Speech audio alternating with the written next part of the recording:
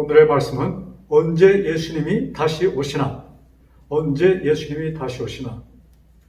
우리 요한복음 14장 1절부터 3절에 있는 말씀 낭독하겠습니다. 너희는 마음에 근심하지 말라. 하나님을 믿으니 또 나를 믿으라. 내 아버지 집에 거할 곳이 많도다. 그렇지 않으면 너에게 일렀으리라. 내가 너희를 위하여 처소를 예배하러 가노니 가서 너희를 위하여 처소를 예배하면 내가 다시 와서 너희를 내게로 영접하여 나 있는 곳에 너희도 있게 하리라. 이 말씀은 재림의 언약으로 알려진 말씀입니다. 제 기억으로 60년대, 1960년대, 정확하게 60년 전입니다. 그때 제 나이 아마 12살이었는데 이 말씀이 제 귀에 들려오기 시작했습니다.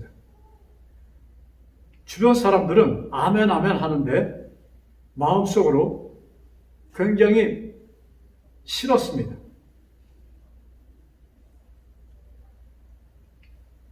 그리고 한 3, 4년 지나서 1964년 제 나이 만 15살에 브라질로 이민을 왔습니다. 자, 그런데 계속 이민 와서도 이런 말씀을 계속 들을 때 저는 참 입술로는 주변 사람들과 같이 아멘 아멘 하였지만 제 속마음은 그렇지가 않았습니다. 아니, 내가 이 세상에 태어나서 한번 인생을 살아보지도 못하는데 세상이 끝나면 어떻게 되는가? 또 우리 남자로서 한번 연애도 못 해보고 최소한도 이 세상에서 연애도 걸어보고 또 장가도 가고 그래서 세상의 재미도 좀 누려본 후에 예수님이 오셔도 오셔야지 그 전에는 너무나도 억울한 것이다 하고 제 생각을 저는 그렇게 생각하였습니다. 그래서 이런 말씀이 들려질 때마다 사실은 그렇게 달갑게 들려지지가 않았습니다. 제 속으로는 솔직하게 싫었습니다. 또 그 다음 이 기별이 이런 설교자들이 와서 이런 말씀을 목사님들 하셨을 때 또 싫었던 가장 중요한 이유 가운데 하나는 예수님께서 오시면 양과 염소의 무리를 갈라놓고 이제 오른쪽에 있는 양의 무리는 이제 천국을 가지만 그러나 왼쪽에 있는 염소는 유황불에 거기서 다 없어질 것이라는 이런 얘기를 하였고 그것이 성경에 기록되어 있는 말씀 그대로입니다. 그러면 나는 과연 양무리에 속하는가? 이것이 저의 캐션이었습니다. 자, 그러면 거기에 속하도록 내가 모든 것을 해야 되는데 그리고 그 당시에 이 재림에 대한 설교를 하시는 분들의 마지막 말씀은 그러므로 뭐예요? 그러므로 각성하라, 준비하라 이 말씀이었습니다. 자, 그러니 이런 말씀들이 이제 예수님께서 재림하신다 기쁘게 들려지는 것이 아니고 제 마음속에는 두려움과 떨림 속에 있었습니다. 그래서 이 말씀 자체가 솔직한 심정으로 듣기가 싫었던 것입니다. 자연적으로 저는 신앙적으로 이중 성격을 띠는 자가 되었습니다.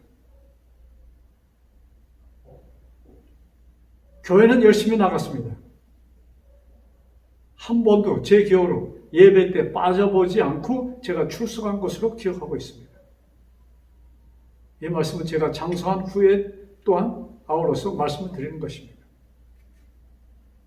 그러나 제 마음 속에는 과연 내가 예수님이 이제 곧 오시면 이제 오실 때가 얼마 안 됐다고 계속 말씀하시면서 이 세상 진조들에서 말씀하시는데 그럼 나는 과연 양무리에 속할 것인가?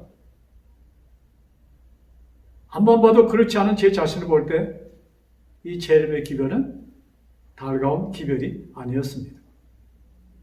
요사이 이 팬데믹으로 또 사람들이 난리 속에 빠졌습니다. 특별히 교인들. 이 팬데믹이 이제 예수님이 오실 때가 되었기 때문에 이런 일이 있는 것이며, 또한 아울러서 요사이 지진, 대화재, 그 다음에 물난리, 이런 모든 것이 이제 예수님이 오실 때가 되었다. 종말론에 지금 많은 사람들이 거기에 초점을 맞추고 있습니다. 자, 그러면 이 말씀을 듣는 여러분과 나는 준비가 되었는가? 자, 우리 아까 본 요한복음 14장 1절과 3절에 있는 말씀은 다시 한번 낭독해 보고 다시 읽어보고 계속 말씀합시다. 잘 들으세요. 너희는 마음에 근심하지 말라. 여기 이 서론에 이 말씀을 쓰신 것은 예수님께서 이 말씀하셨을 때는 마지막 유월절 만찬이 있은 후 거기에서 하시는 말씀입니다. 그러면서 이제 당신이 이제 그날 그 다음 그날 저녁에 예수님은 잡히십니다. 예수님은 그걸 아십니다. 이때는 이미 가룟 유다는 그 장소 그 다락방에서 거기서 떠났습니다. 거기를 떠났습니다. 그래서 11제자가 나와 있어요. 그때 그들에게 이제 당신이 떠나실 것에 대해서 얘기하셨을 때 제자들은 그것이 두려웠습니다. 싫었습니다. 이제 그런 그들에게 예수님께서 하신 말씀이에요. 그러므로 너희는 지금 너희들이 마음속에 내가 떠난다고 근심을 하는데 근심하지 말라 이 말씀입니다. 자, 그러면서 너희 하나님 믿잖아. 너희가 태어나서부터 믿은 그 하나님, 그 하나님을 믿는다면 나를 믿으라. 그러면서 아버지 집에 거할 곳이 많도다. 내가 너희를 위하여 처소를 예배하러 가노니 가서 처소를 우리 살 집을 마련하면 다시 와서 너희를 내게로 영접하여 우리 같이 살 것이다. 이 말씀입니다. 자, 그 당시 우리 유대인들의 혼인 예식 그것은 이제 한 남자가 어느 아가씨를 보고 마음에 들었습니다. 그래서 부모님께도 서로끼리 이제 또 허락을 받아서 그것이 성립이 될 때 그것을 마지막으로 성립시키는 방법은 이제 신랑 되는 남자가 신부가 있는 집에 가서 그 장인, 그 장모될 분들에게 인사를 하고 또 이제 제 신부가 될 여자에게 이제 포도주를 따라줍니다. 그래서 그 신부 될 여자가 그 포도주를 마시면 나는 당신을 나의 남편으로 신랑으로 맞아들이기를 마음에 약속합니다 하는 이것이 정원 예식이었습니다. 자, 여러분 마태복음 1장에 보면은 요셉과 마리아가 정원한 관계입니다. 그런데 마리아가 임신했다는 것이 드러났습니다. 그때 요셉은 조용히 그것을 끊으려고 했다고 그랬어요. 왜? 요셉은 의로운 자이기 때문에. 그것이 소문이 나면은 어떻게 되겠습니까? 처녀가 잉태했다는 것이 소문이 나면은. 그래서 요셉은 그것을 조용히 끊으려고 하였다는 이 말씀이 기록되어 있습니다. 그래서 요셉과 마리아는 정원한 관계였다는 그 말씀입니다. 그리고 또 창세기 19장에 보면은 롯에 대한 얘기가, 롯의 두 딸에 대한 얘기가 나옵니다. 거기에도 천사가 롯을 데리러 갔을 때, 소돔성에 갔을 때, 롯에게 여기 있는 식구 말고 또 누가 더 있느냐고 물어봤을 때, 롯이 정원한 두 사이를 같이 데려나가기 위해서 그들에게 얘기합니다. 그때 그 두 남자는 그것을 거부하고 자기 장인될 분이 농담한다고 생각을 하고 거부합니다. 그래서 그 당시에 혼인 예식의 방법입니다. 그래서 정혼한 사이. 그래서 예수님께서 여기에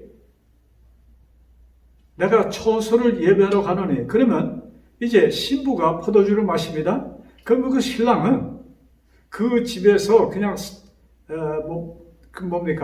그 처녀 신부와 같이 생활하는 것이 아니고, 그렇게 인사가 되고 정혼이 되면은 그 남자는 자기 아버지 집으로 다시 돌아옵니다. 그래서 거기에서 앞으로 그 아내를, 신부를 데려다가 살 집을 마련합니다. 보통 한 1년 정도입니다. 그래서 집이 마련되면은 이제 신부를 데리러 가서 그 신부를 데려오는 것입니다. 그래서 이 말씀을 예수님께서 요한복음 14장에 1절 3절에 이 말씀을 하실 때 이 말씀을 듣는 사람들이나 이 말씀을 하시는 예수님은 이제 그 당시 혼인식, 정혼식, 이것을 염두에 두고 하는 말씀입니다.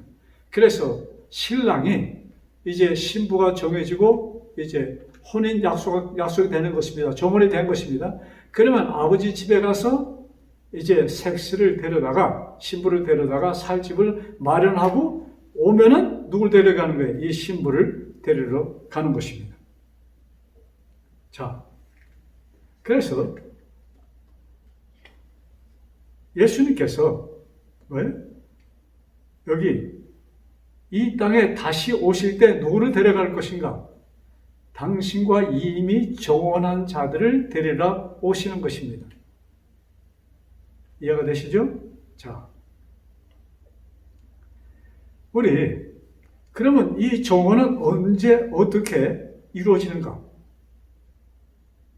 우리 요한복음 6장 54절과 56절의 말씀을 보면은 예수님께서 이런 말씀하십니다.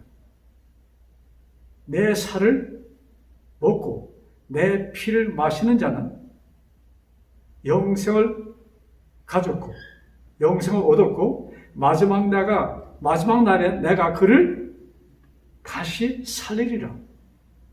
내 살을 먹고 내 피를 마시는 자는 영생을 가졌고 마지막 날에 내가 그를 살리리라. 이 말씀은 예수님을 받아들인 자들이 이제 앞으로 그때 이 2000년 전에 하신 말씀입니다. 그 후로 계속 많은 사람들이 예수님을 받아들이고, 그러나 예수님께서 아직 때가 안 되어서 오시지 아니하셨으므로 아직 아버지의 뜻, 이 지구상에 펼쳐져 살 사람들의 그것이 채워지지 않았기 때문에 그것이 채우도록 더 기다리십니다.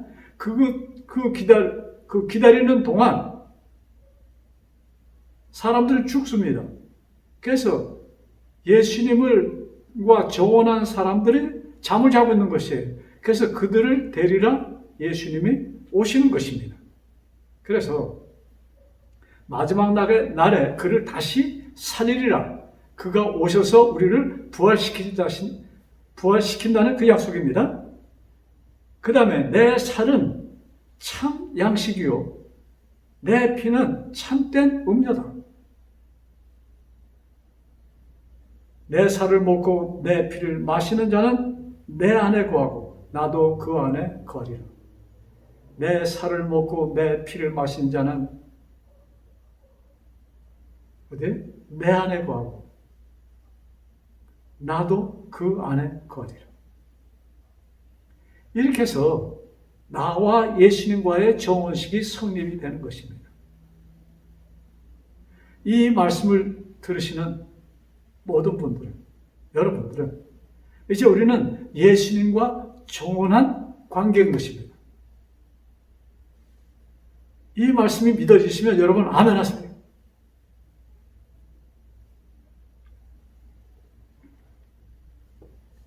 자, 그래서 우리 모두는 이제 예수님과 정혼이 되었습니다.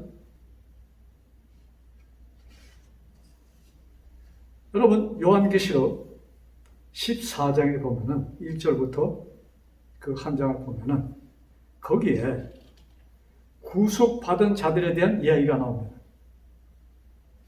자, 14장 1절입니다. 제가 낭독할게요. 또 내가 보니 보라 어린 양이 시온산에 섰고 그와 함께 14만 4천인이 있는데 그들이 이마에는 어린 양의 이름과 그 아버지의 이름을 쓴 것이 있더라.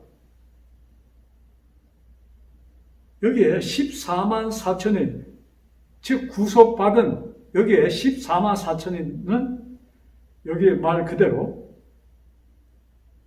이마에 어린 양의 이름이 기록되어 있는, 아버지의 이름이 기록되어 있는 자들이라고 말씀합니다. 즉 구원받은 자들을 여기 상징하는 것입니다.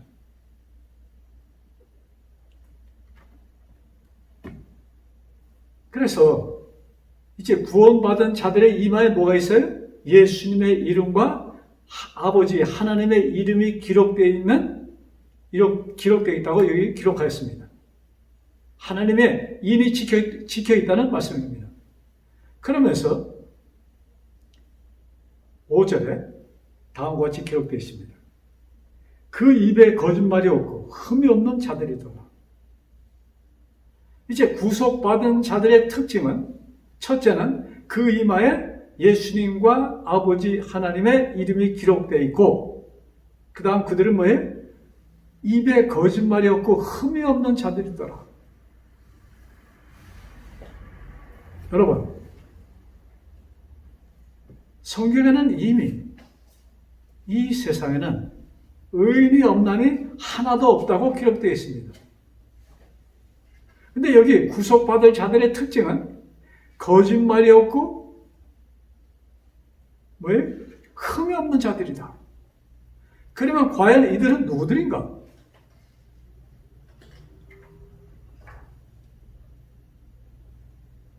여러분, 우리 그 이사야 43장과 44장에 제가 두 말씀 보겠습니다. 43장 25절. 여기에 잘 들어보세요. 나는 나를 위하여. 하나님께서 이사야 선지자에게를 통하여 기록된 말씀입니다. 나는 나를 위하여. 즉 하나님은 하나님을 위하여 내 허물을 도말하나니. 누가 허물을 도말했어요? 하나님께서 우리의 허물을 어떻게 했어요? 없애주셨다는 말씀입니다.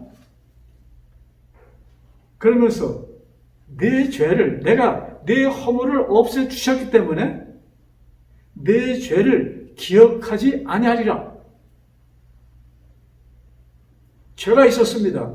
그러나 하나님께서 그 죄를 어떻게 했어요? 도말하셔서, 없애셨어. 그러므로 다시는 기억하지 아니하리라. 그 다음 44장 22절에 다음과 같이 기록되어 있습니다. 내가 내 허물을 빽빽한 구름같이 죄를 안개같이 없이 하셨으니 여러분 아무리 짙은 구름이라 할지라도 그것은 언젠가는 없어지는 구름들입니다. 비가 쫙 내리면 그 다음에 뭐예요? 맑은 하늘이 있습니다. 빽빽히 있었던 검은 구름은 사라졌어요. 그렇게 검은 빽빽한 구름이 사라지는 것처럼 너의 죄도 없어질 것이다. 그 다음 뭐예요? 짙은 안개가 짙게 쌓였을 때는 앞이 거의 안 보입니다. 없어지지 않을 것 같아요. 그러나 뭐예요? 아침 햇살이 동이 트고 해가 따뜻한 그 빛을 이렇게 비치기 시작하면 그 안개는 완전히 사라지는 것입니다. 그것처럼 내가 너희들의 뭐예요? 죄를 도말하였다. 그래서 이제 예수님을 마음에 받아들이는 자, 즉 예수님의 살을 먹고 그 피를 마시는 자들은 예수님과 정원한 관계에 들어가는 사람들은 뭐예요? 그 입술에 거짓이 없고 흠이 없는 자라고 말씀하셨습니다. 자, 재림을 기다리는 자들의 특징입니다. 재림을 기다려. 여러분, 이 말씀이 예수님이 다시 오신다. 이 말씀 전에 우리들에게 확실하게 입력되어야 되는 것입니다. 이 말씀이 입력되면은 여러분, 예수님의 재림이 기쁜 소식이 되는 것이며, 자, 그러면 우리 좀 더 나가서, 그러면 이 재림이 우리 지금 얘기하는, 항상 얘기하는 이제 오실 예수님을 얘기하는가? 여러분, 여기 지금 요한복음에 기록되어 있는 말씀, 이제 이사야의 그것을 설명하는 그 말씀들은 미래의 것이 아닙니다, 여러분. 오늘이에요. 오늘. 과거입니다, 이제 현재에서 과거를 갔습니다. 왜? 이미 예수님의 피를 마신 자들은 예수님의 십자가를 나의 곳으로 삼는 자, 예수님의 십자가에 의해서 나의 죄가 도말되었다는 것을 받아들이는 자에게는 뭐예요? 이제는 뭡니까? 예수님과 정원한 관계에 들어간 것입니다. 그러므로 예수님과 나와 이 정원은 언제 이루어지는 거예요? 즉 다시 말해서 여기 성경이 얘기하는 재림, 다시 만나는 그 순간이 이제 앞으로 이루어질 것이 아니고 미래가 아니고 현재인 것입니다. 과거가 되었습니다. 이미 실제적으로 2000년 전에 이미 이것을 이루어 놓으신 것을 나는 지금 2000년 후에 태어나서 이것을 알게 되었고 내가 받아들이는 그 순간 이미 나는 정원을 맺은 관계에 있다는 말씀인 것입니다. 여러분, 얼마나 좀 놀라운 말씀입니까? 그래서 이 성경에 현재 일어나는 것을 너무나도 미래 사건으로 볼 때 성경이 곡해가 되는 것입니다. 자, 우리 요한계시록 14장 그 말씀 좀 계속 봅시다. 자, 6절에 뭐라고 기록되어 있는가? 잘 들으세요. 또 보니 다른 천사가, 이 말씀은 우리들에게 잘 알려진 세 천사의 기별이라고 알려진 말씀입니다. 요한계시록 14장에 있는 말씀이에요. 자, 그래서 우리가 참 여태까지 배운 대로 우리가 참 많은 이 말씀을 듣는 분들은 이렇게 배워왔을 것입니다. 또 우리들이 그렇게 이해하고 왔습니다. 그런데 이것이 과연 미래의 것인가? 이 말씀이 기록된 후 미래의 것인가? 좀 깊이 생각해 보시기 바랍니다. 자, 6절에 또 보니 다른 천사가 공중에 날아가는데 땅에 거주하는 자들 곧 모든 민족과 종족과 방언과 백성에게 전할 영원한 복음을 가졌더라. 여기에 모든 민족과 방언과 모든 민족과 족속과 방언, 모든 나라, 백성. 그러니까 이 땅에 살고 있는 인류는 한 사람도 빠짐없이 그들에게 전하여 줘야 될 영원한 기별이다. 즉, 이 말씀은 뭐예요? 여러분, 이 말씀이 영원한, 이제 세상 끝나고 영원히 하늘나라에서도 필요한 말씀입니까? 그것이 아니죠. 이 세상에 뭐예요? 이 말씀이야말로 참 예수님이 재림하실 때까지 필요한 말씀입니다. 그때까지 이 땅에 사는 모든 자들에게 전해야 될 복음, 이것을 영원한 복음이라고 말씀합니다. 자, 그러면 어떤 복음이 전해져야 되는가? 그 다음에 7절입니다. 이 말씀을 우리는 첫째 천사의 기별이라고 이렇게 이름을 지었습니다. 자, 그가 큰 음성으로 이르되 하나님을 두려워하며 그에게 영광을 돌리라. 이는 그의 심판의 시간이 이르렀음이니 하늘과 땅과 바다와 물들의 근원을 만드신 이를 경배하라 하더라. 자, 하늘과 땅과 바다와 물들의 근원을 만드신 이를 경배하라. 즉 창조주 하나님께 경배를 돌려라, 이 말씀입니다. 이것이 그 세 천사 가운데 한 천사가 발표하는 것입니다. 이것을 우리는 첫째, 그 다음에 또 얼마 있다가 둘째, 그리고 또 한참 있다가 셋째, 이렇게 해서 이것을 이렇게 우리가 이해하고 있는데, 이 말씀 여러분 잘 보세요. 자, 그래서 첫째가 뭐예요? 첫 번째 메시지는 창조주 하나님께 경배를 돌려라. 그러면 창조주 하나님께 경배 드리는 것이 무엇인가?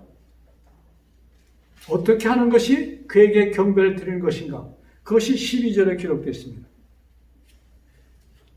자, 경배를 드리는 성도들의 인내가 여기 있나니 그들은 하나님의 계명과 예수의 믿음을 지키는 자들이다. 자, 하나님께 경배 드리는 자들의 특징은 뭐예요? 하나님의 계명과 예수의 믿음을 지키는 자들이다. 자, 여기에 하나님의 계명할 때 어느 계명입니까? 십계명을 말씀하시죠? 자, 그러면 우리 십계명의 첫 번째 계명이 무엇입니까? 나 외에 다른 신을 섬기지 말라. 여기 나라는 그 하나님은 성경에 기록되도 창조주 하나님 당신을 뜻하는 것입니다. 그러니까 나 말고 창조주 하나님 말고 다른 신, 이 세상에 보여주는 어떠한 신이라 할지라도 너희들은 그것을 섬기지 말라. 즉 그것을 마음에 받아들이지 말라는 얘기입니다. 자, 그 다음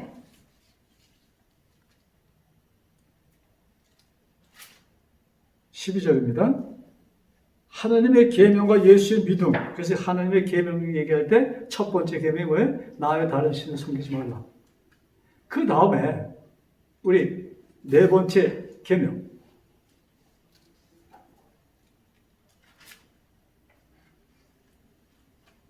네 번째 계명은 출애굽기. 이 십계명은 출애굽기 20장이 2절부터 17절에 기록되어 있습니다. 또 같은 이 말씀이 신명기 5장 7절부터 21절에 기록되어 있습니다. 자, 아까 이 뭡니까? 하나님의 계명을 지키며 예수의 믿음을 가진 자들이 이것이 하나님께 경배드리는 자들의 특징이라고 말씀드렸습니다. 그래서 여기 십계명의 첫 번째 계명, 나 외 다른 신을 섬기지 말라. 그 다음에 네 번째 계명에는 안식일을 기억하여 거룩히 지키라는 말씀으로 기록되어 있습니다. 자, 그것을 하나님의 계명을 지키고 예수의 믿음을 지키는 자, 이것이 따로 사실 구분된 것이 한 가지를 말씀하는데 이렇게 기록된 것입니다. 즉 예수의 믿음을 지키는 것이 무엇인가? 주님의 주신 안식에 들어가는 자들입니다. 그 안식에 대한 그 계명이 네 번째 계명이잖아요. 그 출애굽기 돌배를 주시면서 쓰신 그 말씀은 뭡니까? 내가 이 세상 창조 사업을 6세 동안 마치고 7째 날에 쉬었으니 너희들도 같이 쉬자. 내가 쉬었으니 너희 쉬어라. 이 말씀하십니다. 이 말씀은 어떤 의미가 포함되어 있는가? 내가 쉬니까 너희 나와 같이 그날을 같이 함께 즐기면서 지내자. 이 말씀입니다. 그런데 그 같은 말씀을 신명기 5장에는 그 모든 10가지 계명 가운데 첫 번째부터 세 번째까지 같고 다섯째부터 10째까지 똑같습니다. 그런데 네 번째 안식일에 대한 넷째 계명을 말씀하실 때는 신명기에는 어떻게 기록되어 있는가? 그것이 신명기 5장 15절의 말씀입니다. 제가 낭독해 드릴게요. 너는 기억하라. 내가 애굽 땅에서 종이 되었더니 내 하나님 여호와 내 하나님 여호와가 강한 손과 편팔로 거기서 너를 인도하여 내었나니 그러므로 내 하나님 여호와가 내게 명령하여 안식일을 지키라 하였느니라. 자, 출애굽기 돌비에는 이제 창조 사업이 엿새 동안에 맞춰지고 일곱째 날 되는 토요일날 안식일날 쉬어라 이렇게 말씀하는데, 여기 신명기에는 내가 너희들을 애굽 땅에서 건져내었으니 너희들은 안식일을 지키라 이런 말씀이에요. 자, 애굽 땅에서 건져내시는데 엿새가 걸렸습니까? 그건 아니잖아요. 너희들을 애굽 땅에서, 너희들이 종되었던 애굽 땅에서 내가 내 강한 손과 팔로 너희들을 건져내었으니 너희들을 안식일을 지키라. 무슨 말씀이에요? 내가 너희들을 애굽, 무엇을 상징합니까? 여러분, 세상을 상징합니다. 죄된, 정말로 스트레스로 꽉 차 있는 이 세상의 삶을 얘기하는 것입니다. 이제 거기서 내가 너희를 건졌으니 너희들 뭐예요? 너희 마음에 안식을 품어라. 즉 내가 너희와 이제 같이 있으니 너희들은 뭐예요? 안식할 수, 진정한 안식이 너에게 있으니 너희들은 이제 편안한 이 안식의 느낌을, 안식의 삶을 지금부터 가져라 이 말씀인 것입니다. 여러분, 우리들은 엿새 동안은 세상을 하다가 일곱째 된 날은 하나님과 같이 지나는 이런 개념 속에 우리가 안식일을 생각합니다. 그런데 여기에 지금 하나님께서 우리에게 주시는 말씀은 너희들은 이 세상에서 너희를 건져냈기 때문에 이제는 너희 삶 속에 오직 안식만 있노라 이 말씀인 것입니다. 자, 그래서 그것을 요한복음 5장 24절에 이렇게 표현하잖아요. 너희들을 사망에서 생명으로 옮겼으니, 사망에서 생명으로, 즉 재창조 사업을 말씀합니다. 너희들이 죽었었는데 내가 너희들에게 새로운 생명을 주었어. 이것이 뭐예요? 신명기 5장 15절에 나온 그 말씀입니다. 너희들을 애굽에서, 즉 죄된 삶에서 너희를 건졌으니, 즉 죄된 삶이라는 것은 무엇입니까? 사망에서 너희를 건져서 너희들에게 새 생명을 주었으니 이제 후로는 너희들에게 평안이 있을지어다 이 말씀인 것입니다. 아멘이죠? 자, 그래서 우리 아까 요한계시록 14장에 있는 말씀을 보면서, 자, 그렇게 해서 이제 첫째 천사하고 첫째 천사의 기별하고 얘기하는 이 7절의 말씀, 그 다음 8절에 이렇게 기록되어 있습니다. 또 다른 천사 곧 둘째와 그 뒤를 따라 말하되 무너졌도다 무너졌도다 큰 성 바벨론이여 모든 나라에서 그의 음행으로 말미암아 진노의 포도주를 먹이던 자로다. 즉 너희들은 바벨론에서 나와라 이 말씀입니다. 바벨론이 어디예요? 이 세상에서 나와라.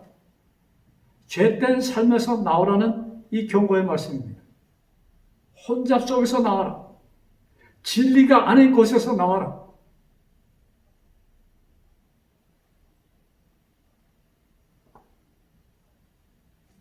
그래서 이 순수한 진리에 너희들은 이제 하나님께서 주신 오리지널 그 진리가 어떻게 됐어요?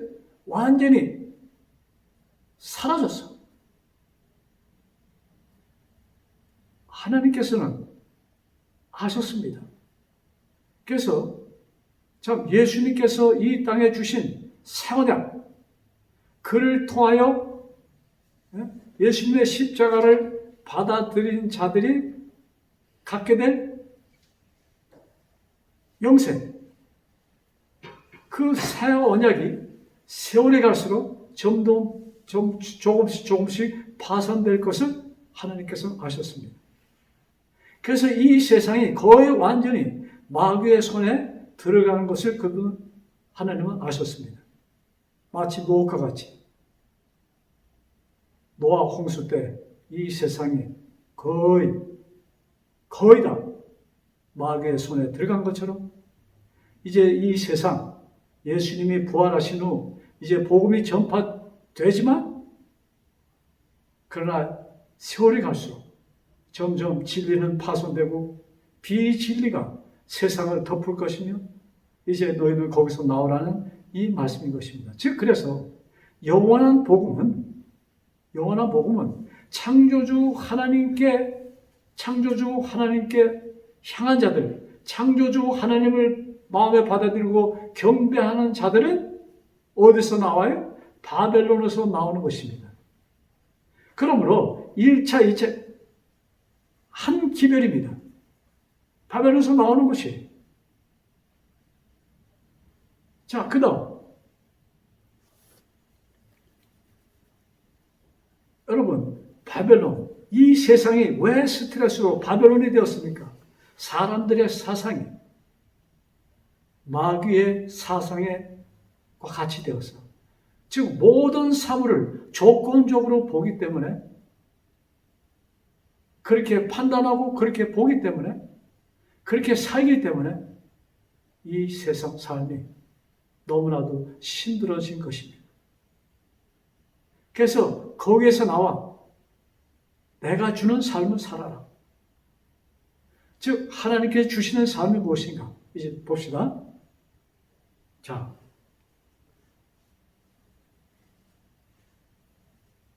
그래서 이 조건적인 삶 속에서 완전히 찌들어진 우리들을 부르시면서 이제 내 안에, 즉 조건 없이 우리 모두에게 구원을 베풀어 주신 하나님의 사랑, 우리는 그것을 조건 없는 사랑, 무조건적인 하나님의 사랑이라고 우리가 표현을 합니다. 자, 그러면 우리 계속해서 우리 요한계시록 14장 9절부터 10절에 있는 말씀, 그것이 셋째 천사의 기별입니다. 즉 세 번째 천사입니다. 제가 읽을게요. 또 다른 천사 곧 셋째가 그 뒤를 따라 큰 음성으로 이르되 만일 누구든지 짐승과 그의 우상에게 경배하고 이마에나 손에 표를 받으면 그도 하나님의 진노의 포도주를 마시리니. 여기는 지금 짐승의 표를 받지 말라. 짐승의 표를 받으면 진노의 뭐예요? 포도주를 마실 것이다. 즉 구원 얻는 백성에 포함되지 않고 이 세상에 멸망하여 없어질 그 무리 가운데 빠질 것이라고 여기 말씀하시는 것입니다. 누구들이 하나님의 이름을 그 이마에 하나님을 받아들이지 않은 자, 즉 이마에 뭐예요? 하나님의 이름 대신에 마귀의 도장이 찍힌 자들, 이것을 성경은 짐승의 표를 받은 자라고 기록하고 있습니다. 자, 그래서 제가 지금 요한계시록 14장에 있는 말씀을 이렇게 말씀드렸는데요. 이 말씀은 무엇인가? 즉 예수님의 뭐예요? 재림을 기다리는 자, 즉 정원한 자들의 특징이 요한계시록 14장에 기록되어 있는 것입니다.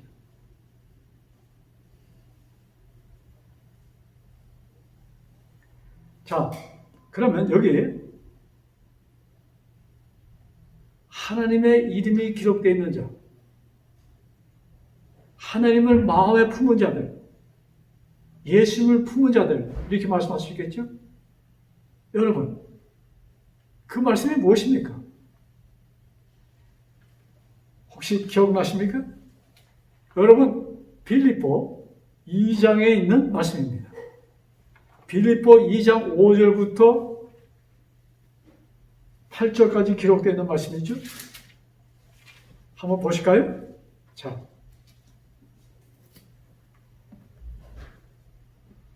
너희 안에 이 마음을 품으라. 곧 그리스도 예수의 마음이니.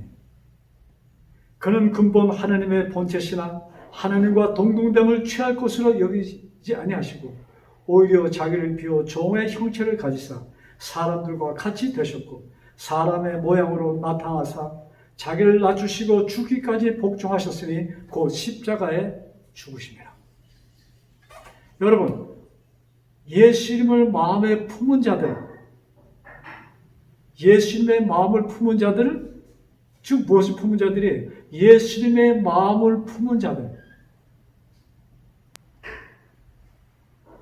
그 주변 사람들을 섬기는 사람.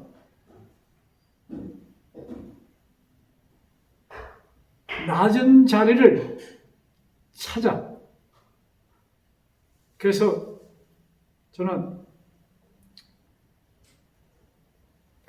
제 나름대로의 인생관을, 이 세상을 그리스도인으로서 사는 방법이 무엇인가? 이것은 물과 같이 물처럼 사는 것이다. 계속 낮은 데로 가서 주변 사람들을 섬기는 것이 예수님을 마음에 품은 자들의 삶이라고 이렇게 마음에 정하였습니다. 그런데 이것이 성경에 기록되는 말씀이에요. 예수님을 품은 자들의 삶입니다. 즉 예수님께서 창조주 하나님께서 그를 낮추시사 사람, 그것도 뭐예요? 연약한 그 죄를 짊어지신 사람으로 오셔서 당신의 뭐예요? 십자가에 죽으심으로 사람들을 섬긴 것입니다. 그래서 그 십자가의 피를 통해서 예수님께서 뭐예요? 나를 당신의 뭐예요? 신부로 받아주셨습니다. 즉 예수님의 그 십자가의 피를 받아들인 우리들은 당신의 신부가 되어서 우리는 그분과 뭐예요? 정원한 사이기 때문에 우리를 데리러 예수님은 오실 것입니다. 그가 오셔서 누구를 데리고 갈 것인가? 예수님의 마음을 품은 자들입니다. 바로 이것이 재림을 체험한 자들입니다. 여러분, 이제 말씀을 마치면서 재림은 미래가 아닙니다. 현재입니다. 과거입니다. 그래서 이 요한계시록 14장의 그 말씀들이 그 말씀 속에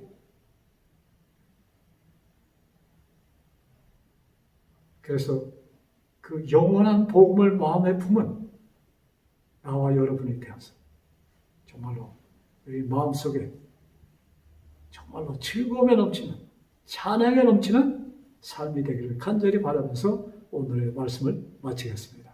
기도드립시다. 하늘에 계신 저희들의 아버지, 저희들이 아버지의 말씀을 확실히 깨닫기 전에는 정말로 예수님의 재림이 두렵게 들려왔습니다. 그러나 감사한 것은 참 예수님의 그 십자가를 받아들임으로 예수님께서 흘리신 그 피를 마심으로 우리들은 예수님의 신부가 되었고 신부가 되었기에 예수님께서 우리를 데리러 오실 때 우리는 당신의 신부로서 예수님을 맡게 될 것입니다. 아버지, 이것이 앞으로 있을 일이 아니라 저희들은 이미 예수님의 정혼자가 되었다는 그 사실을 마음에 확실히 받아들이게 축복하여 주옵소서. 이제 재림을 기다리는 자가 아니요 그 재림은 이미 나에게 이루어졌다는 사실을 깨닫게 하여 주셔서 우리가 호흡하는 동안 이 세상에 살 동안 우리의 삶 속에 기쁨과 찬양이 넘치는 삶이 되게 하여 주옵시고 우리가 숨을 거두는 그 순간이 언제 온다 할지라도 정말로 기쁨 속에서 우리가 눈을 감을 수 있도록 축복하여 주옵소서. 아버지, 이 말씀을 듣는 모든 자들의 귀에 울려 퍼질 때 성령 하나님 역사해 주셔서 그 말씀이 듣는 자들의 마음, 생각을 주관하여 주옵소서. 이 모든 말씀 우리를 사망에서 생명으로 옮겨주신 주 예수 그리스도만 받들어 간절히 기도드렸사옵나이다. 아멘.